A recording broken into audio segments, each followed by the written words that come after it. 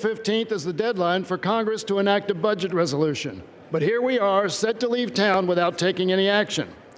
To their credit, Republicans did write a budget, and it was approved by their members of the Budget Committee. So why, after months of promises of a return to regular order, would Speaker Ryan refuse to allow a floor vote on the Republican budget, the budget of his own party, the party he leads? Our obligation here in Congress is to control the purse strings of the country. So why would a former Budget Committee chair not want to vote on his party's budget?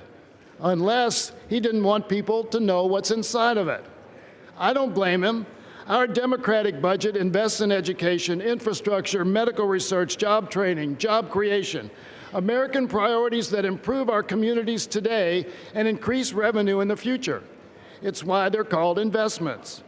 By contrast, Republicans took the European austerity approach, eviscerating each of those investments and taking health coverage away from 20 million Americans, ending Medicare as we know it, and jeopardizing the retirement of millions of Americans.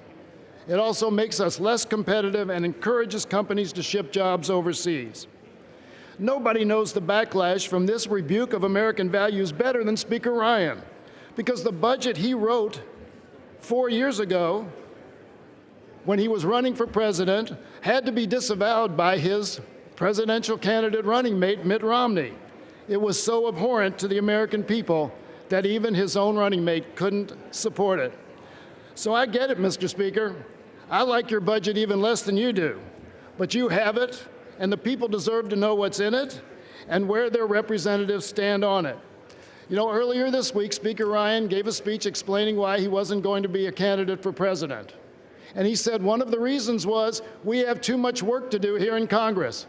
Well, he sure is right.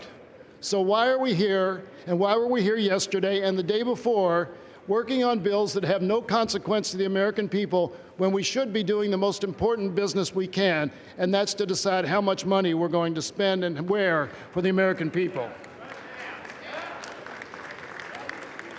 This motion to recommit is simple. It says upon the bill's passage, we will bring the Republican budget to the floor. So don't hide behind procedural roadblocks to block debate. If you believe in your budget, make the case for the cameras and the American people. Let them see the contrast in our party's values so they can decide for themselves. I urge my colleagues to support this amendment, and I yield back. Gentleman from Kentucky yields back the balance of his time. For what purpose does the gentleman from Oregon seek